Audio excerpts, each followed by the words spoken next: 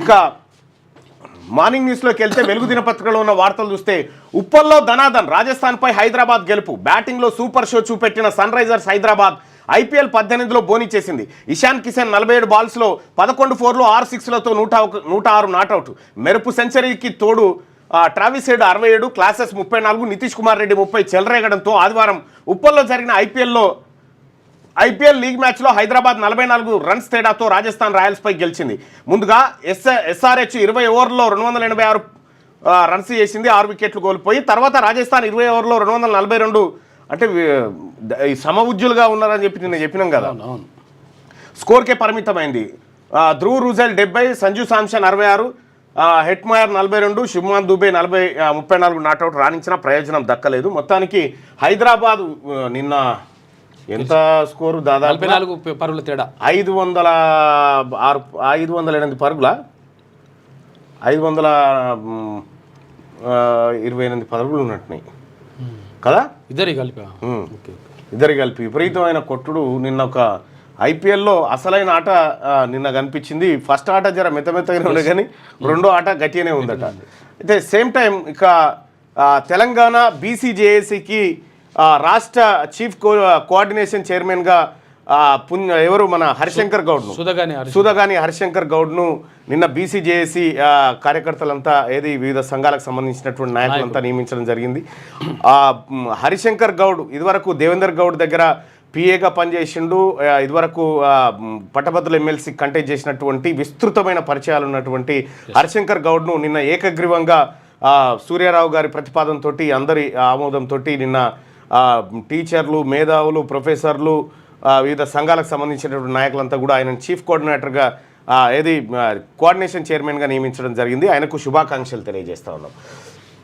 ఆ వార్త వచ్చినప్పుడు మిగతాది మాట్లాడుకుందాం. ఇక బంగారం 880 రూపాయలు తగ్గిందట. 3 రోజులుగా స్వల్పంగా దిగొస్తున్న రేట్లు ఈ నెల 20న 90,660, ఇప్పుడు 89,780 రూపాయలు. బంగారం ధరలు స్వల్పంగా తగ్గుముఖం పట్టాయి. ఫిబ్రవరి నుంచి క్రమంగా పెరుగుతూ 90,000 దాటిన గోల్డ్ రేటు గత 3 రోజుల్లో 880 తగ్గింది.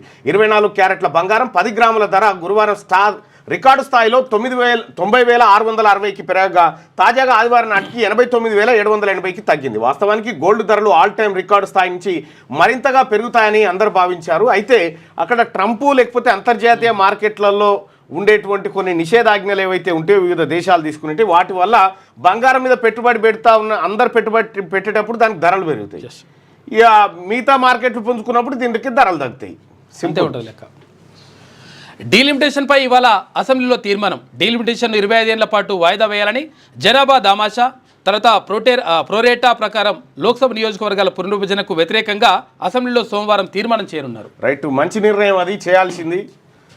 ఇక ఇరిగేషన్ ప్రాజెక్టులకు అప్పుల గండం. బడ్జెట్లో ఈ శాఖకు 23,373 కోట్లు. ఇందులో అప్పుల చెల్లింపులకే 10,000 కోట్లు. ఒక్క కాళేశ్వరం కిస్తీలకే 7,000 కోట్లు. సిబ్బంది జీతభత్యాలకు మరో 1,600 కోట్లు.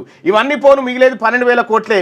వీటితో ప్రాధాన్య ప్రాజెక్టుల పూర్తి కష్టమే. ఈ ఏడాది చివరికల్లా పాలమూరు, డిండి, సీతారామ SLBC పూర్తి చేయాలని సర్కార్ టార్గెట్. ఈ SLBCలో చిక్కుకున్న వాళ్ళ జాడ ఇంకా లేదు. ఎంత నెల అయిందా? నెల అవుతుంది, 1 మంత్ అయింది. పత్తలేరు, అందులోనే ఉన్నారు. ఇంకా SLBC పూర్తి చేయాలని సర్కార్ టార్గెట్. ఇవన్నీ పూర్తి కావాలంటే 30,000 కోట్లకు పైనే అవసరం. సాగునీటి ప్రాజెక్టులకు అప్పుల గండంగా మారాయి. ఇరిగేషన్ శాఖకు ప్రభుత్వం ఈసారి బడ్జెట్లో 23,373 కోట్లు కేటాయించగా అందులో శాఖ పరిధిలోని అప్పుల చెల్లింపులు, ఇతర ఖర్చులకే 11,000 కోట్లకు పైగా పోనున్నాయి.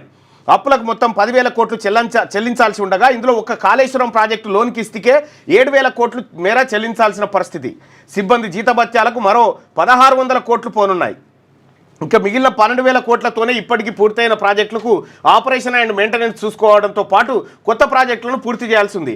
అయితే ఈ ఏడాది చివరికల్లా కొన్ని ప్రాధాన్యత ప్రాజెక్టులను పూర్తి చేయాలని ప్రభుత్వం టార్గెట్ పెట్టుకోగా ఈ నిధులతో అది సాధ్యమవుతుందా అన్న అనుమానాలు వ్యక్తమవుతున్నాయి. ఈ ఏడాది చివరి నాటికి పాలమూరు రంగారెడ్డి, డిండి లిఫ్టు, సీతారామ, SLBC లాంటి పెద్ద ప్రాజెక్టులను పూర్తి చేయాలని సర్కార్ లక్ష్యంగా నిర్దేశించుకుంది. దేవాదుల ప్రాజెక్టును త్వరితగతిన పూర్తి చేయాలని టార్గెట్ పెట్టుకుంది. ఆయా ప్రాజెక్టులకే 30,000 కోట్లకు పైగా అవసరమవుతాయన్న అంచనాలు ఉన్నాయి. అందుకు అనుగుణంగానే ఇరిగేషన్ అధికారులు 27,000 కోట్ల వరకు ఇవ్వాలని బడ్జెట్ ప్రతిపాదనలు పంపగా 23,373 కోట్లకే ఆర్థిక శాఖ ఆమోదం తెలిపింది. కాగా ప్రాధాన్య ప్రాజెక్టులు సహా రాష్ట్రంలో పెండింగ్లో ఉన్న ప్రాజెక్టులన్నింటినీ పూర్తి చేయాలంటే దాదాపు 60,000 కోట్లు అవసరమవుతాయని అధికారులు అంచనా వేస్తూ ఉన్నారు. అయితే ఈ ఇరిగేషన్ ప్రాజెక్టులకు అప్పుల గండమట. ఈ గత ప్రభుత్వం కట్టినటువంటి కాళేశ్వరము అది వైట్ ఎలిఫెంటు, అది మనని జాదది, మనమే దాన్ని జాదాలని 2016లో మొత్తుకున్నా నేను. ఇప్పుడు నేను చెప్పి కూడా దాదాపు 9 ఏళ్ళ. వీళ్ళు దుకాణం తెరిచినప్పుడే ఇది మనల్ని జాదేది కాదు, మనమే దీన్ని జాదాలే అని చెప్పినాం. సేమ్ ఇవాళ అదే పరిస్థితి వచ్చింది. రాష్ట్ర ఖజానా నుంచి 7,000 కోట్ల రూపాయలు దాని కిస్తీలకే, కాళేశ్వరం కిస్తీలకే పోవాలి ఇప్పుడు. ఇక మిగతా ప్రాజెక్టులకు సంబంధించి సీతారామ ప్రాజెక్టు 7,000 చిల్లర కోట్లతో స్టార్ట్ అయింది ప్రాజెక్టు. 19,000 కోట్లకు చేరింది దాని అంచనా. 7 ఏళ్లనే మూడింతలు పెరిగిపోయింది. ఇట్లా ఇప్పుడు మనం ఏదో బాధపడతా ఉన్నాం ఎట్లొస్తాయని ఎట్లన్నా తెస్తారు. ఇటు పేదోని పైసలు గుంజో, అది గుంజో, ఇది గుంజో ప్రాజెక్టులో పెడతారు. ఎందుకంటే ఈడనే ఉన్నది అస్సలు కథ. మట్టి పని తట్ట పని కాడనే ఉన్నది కథ. ఫండ్స్ ఇస్తాం, డోంట్ వరీ. ఎమ్మెల్యేలకు సీఎం రేవంత్ రెడ్డి హామీ. సిడిపి, ఎస్డిఎఫ్ నిధులు మంజూరు చేస్తాం. వీటి కింద బడ్జెట్లో 3,000 కోట్లు పెట్టినాం.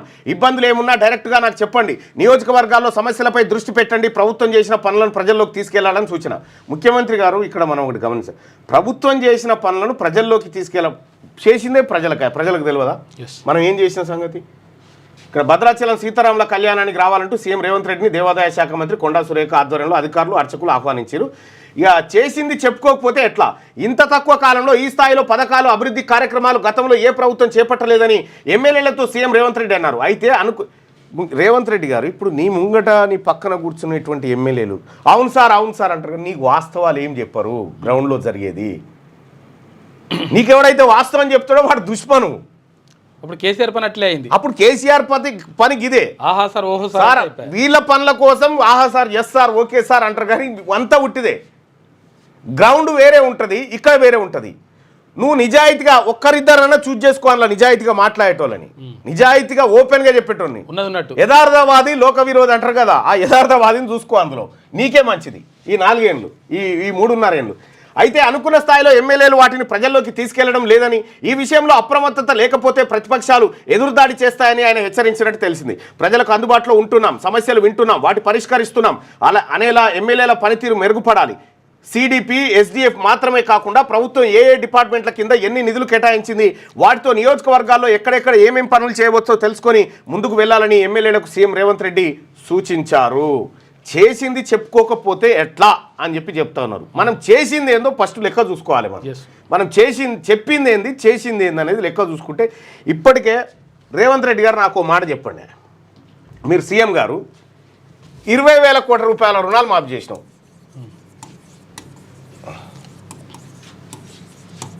రైతుల రుణమాఫీ కింద రుణాలు మాఫీ చేసినాం. ఇంట్లో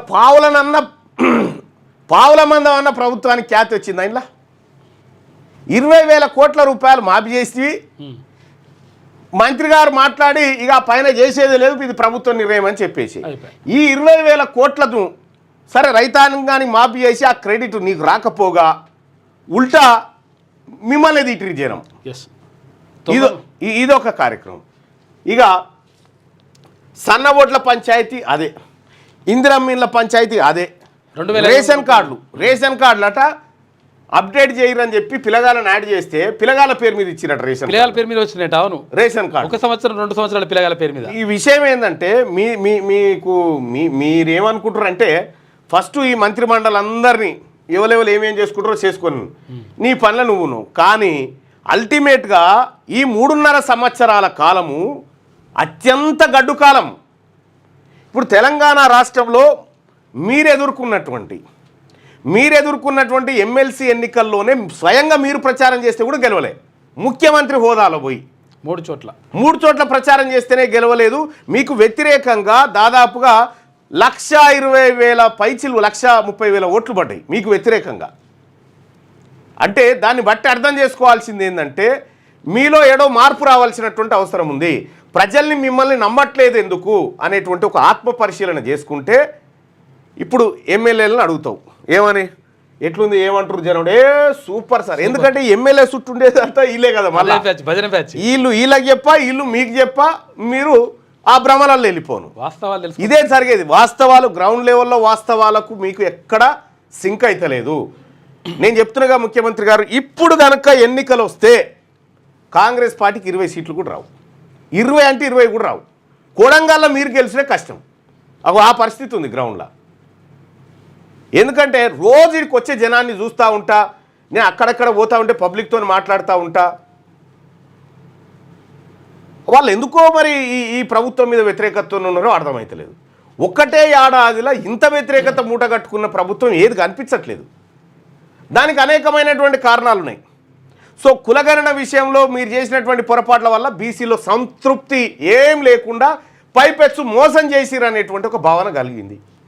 ప్రయత్నం చేస్తూ ఇంతమంది ఎమ్మెల్యేలు ఇంతమంది మీరుండి కూడా దాన్ని ఎన్క్యాచ్ చేసుకోలేకపోయారు. నేను ఒక మాట మీ చిత్తశుద్ధి కూడా మీరు ఆత్మ పరిశీలన చేసుకోవాలి.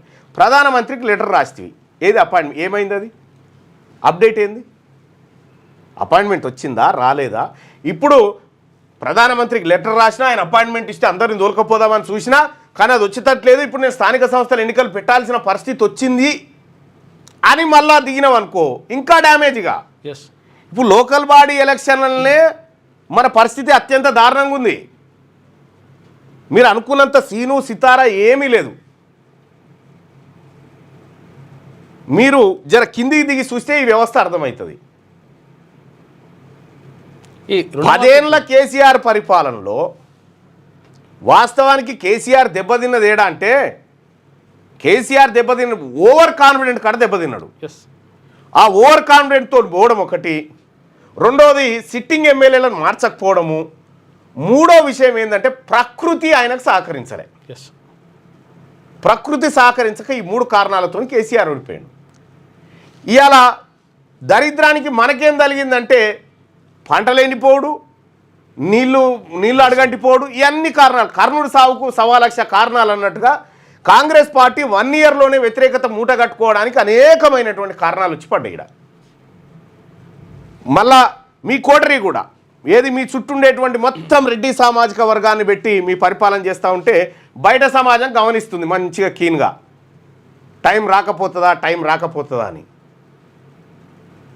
మీరు ఎంత మొత్తుకున్నా ఏమి చేసినా యథార్థవాది లోక విరోధి అన్నట్టుగా మీరు ఎవరిని ఫాలో కాకూడదు. నేను చెప్పింది నువ్వు ప్రజాక్షేత్రంలో నీకున్నటువంటి వ్యవస్థల ద్వారా ఏం జరుగుతుందో తెప్పించుకో. వాస్తవాలు ఎమ్మెల్యేల మీద డిపెండ్ అయిపోయి ఇంకోరి మీద డిపెండ్ అయిపోయి మీరు వ్యవహారం చేసినన్ని రోజులు ఇట్లే ఉంటుంది.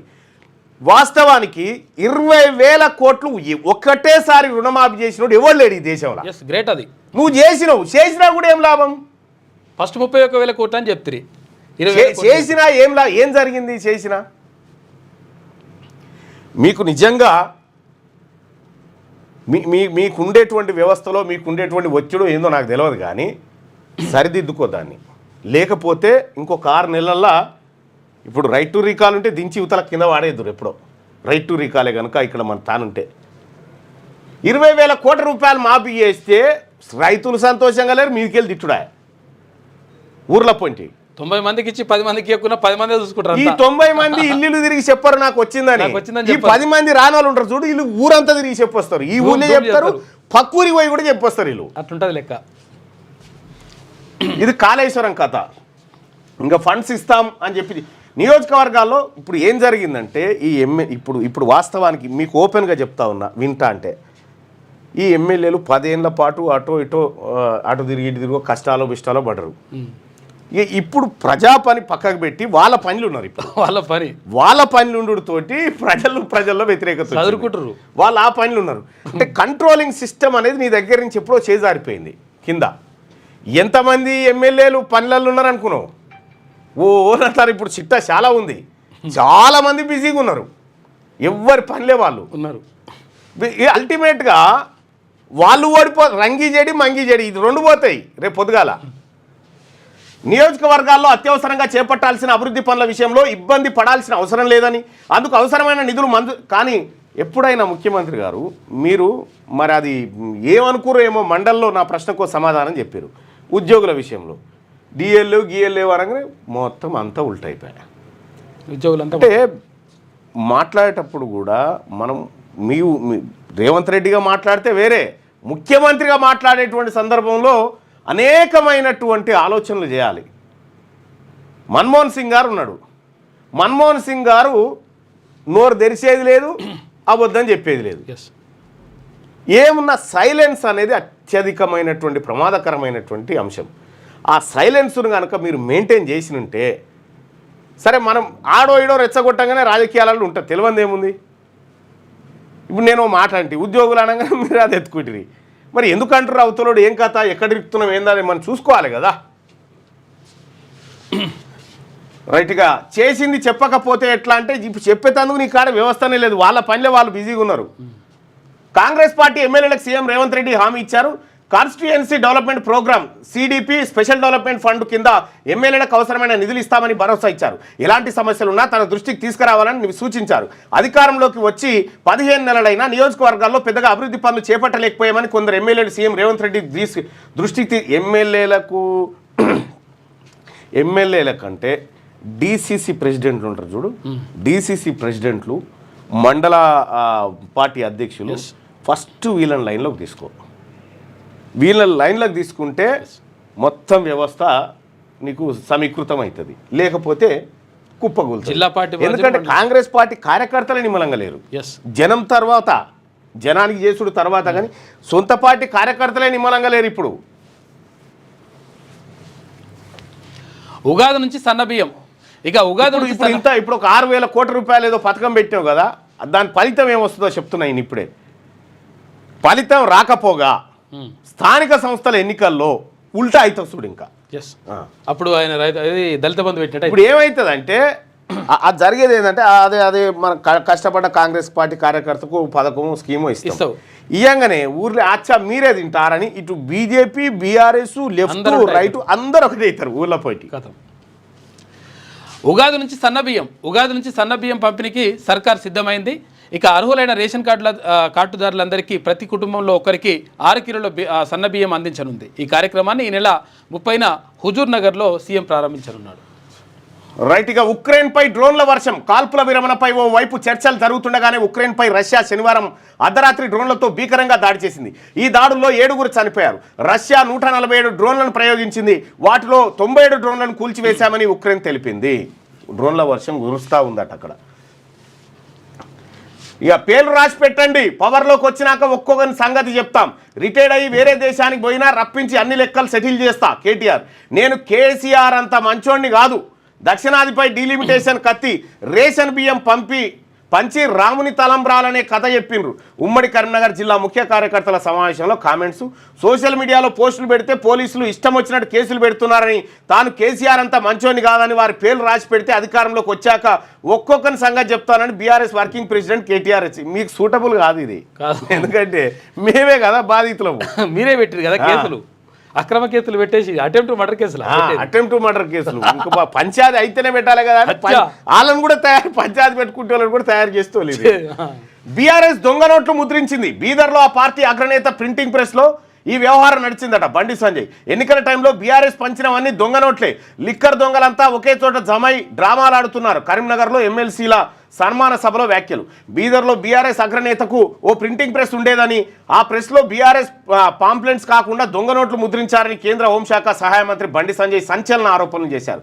గతంలో సిద్దిపేట ఎస్పీగా పనిచేసిన ఆఫీసర్ తనకి ఈ విషయం చెప్పారని ఆయన చెప్పిండట. ఆగో చూసుకోయిగా దొంగ నోట్లు ముద్రించారట. ఎక్కడియో అవే వంచిరని అంటుండు. కారును ఢీకొట్టిన ఆర్టీసీ బస్సు 3 మృతి. సూర్యాపేట జిల్లాలో ప్రమాదం. ఒకరి పరిస్థితి విషయం. మృతుల్లో 8 ఏళ్ల చిన్నారి గురునట. పాపం కేసు నమోదు చేసుకొని దర్యాప్తు చేస్తున్న పోలీసులు హన్మకొండలో బైక్ను టిప్పర్ ఢీకొట్టగా 2 చనిపోయారు. స్నేహితుడిని వేటాడి గొడ్డలతో నరికి చంపినట. హైదరాబాద్ ఎల్బీ నగర్లో దారుణం. పాత కక్షల నేపథ్యంలో యువకుడి హత్య. ఇగో లా అండ్ ఆర్డర్ పరిస్థితి ఇది పాడైంది మన కాడ. పేర్లు చేర్చాలని అప్లై చేసుకుంటే పిల్లల పేరుపై రేషన్ కార్డులు వస్తూ ఉన్నాయట. ఈ నెల కోటా రేషన్ కూడా మంజూరు అయిందట. కొత్త కార్డుల జారీలో గందరగోళం. కూరగాయల పేరు మీద ఇంటి పెద్ద 1 సంవత్సరం, ఇంటి పెద్ద 1 సంవత్సరం ఉంటాడు. కొత్త రేషన్ కార్డుల జారీలో గందరగోళం నెలకొంది. దరఖాస్తు చేసుకున్న వారిలో చాలామందికి ఇప్పటికీ రేషన్ కార్డులు అప్రూవల్ రాలేదు. మరోవైపు 5 ఏళ్లలోపు చిన్నారుల పేరిట కొత్త రేషన్ కార్డులు మంజూరు అవుతున్నాయి. ఇప్పటికే ఉన్నాయి. ఇది మనం ప్రచారం చేసుకోవాలి. చిన్న పిల్లలకు కూడా రేషన్ కార్డు ఇచ్చిన ప్రభుత్వం మనదే అని చెప్పి కనీసం కదనే చెప్పాను. ఇంటి యజమాని చేస్తున్నాం కదా.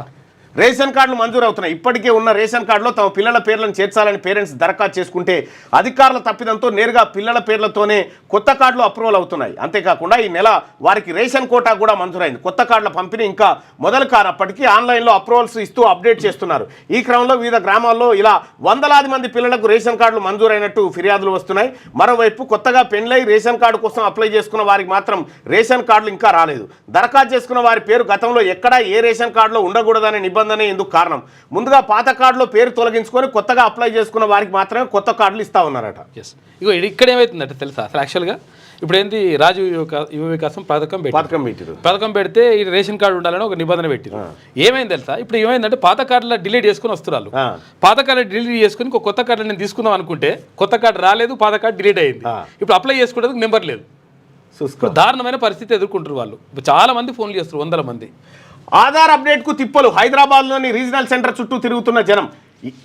ఏళ్లకేళ్లుగా పరిష్కారం కాని సమస్యలు. పిల్లల బయోమెట్రిక్ అప్డేట్ కోసమే ఎక్కువ మంది రాక 5 నుంచి 15 ఏళ్లలోపే అప్డేట్ చేసుకునే ఛాన్సు. 5 రాష్ట్రాల నుంచి వస్తున్న పబ్లిక్ రోజుకు 250 మందికి టోకన్ల కోసం రోజుల తరబడి పడగాపులు కాస్తా ఉన్నారట. ఆధార్ అప్డేట్ కోసం జనం తిప్పలు పడుతున్నారట. కొన్ని రకాల అప్డేట్స్ కోసం హైదరాబాద్లోని ఆధార్ రీజనల్ సెంటర్ చుట్టూ తిరుగుతున్నారు. ఏళ్లకేళ్లుగా తిరుగుతున్నా సమస్యలు పరిష్కారం కావడం లేదని బాధితులు వాపోతా ఉన్నారు. ఇగో ఇది ఈ జనమేమో ఆధార్ కార్డా రేషన్ కార్డు కాడ ఈ జనం తిరుగుతూ ఉన్నారు. ఆంధ్రజ్యోతి లేటెస్ట్ న్యూస్ తెలుగు మరియు ఇంగ్లీష్ అప్డేట్స్ కోసం ఇప్పుడే క్యూన్యూస్ అఫీషియల్ యాప్ ని ప్లే స్టోర్ నుండి డౌన్లోడ్ చేసుకోండి. సరికొత్త సమాచారాల కోసం క్యూన్యూస్ వెబ్సైట్ ని ఫాలో అవ్వండి. ఛానల్లో ప్రాంతీయ, జాతీయ, అంతర్జాతీయ వార్తలు వీక్షించండి. లైక్ చేయండి,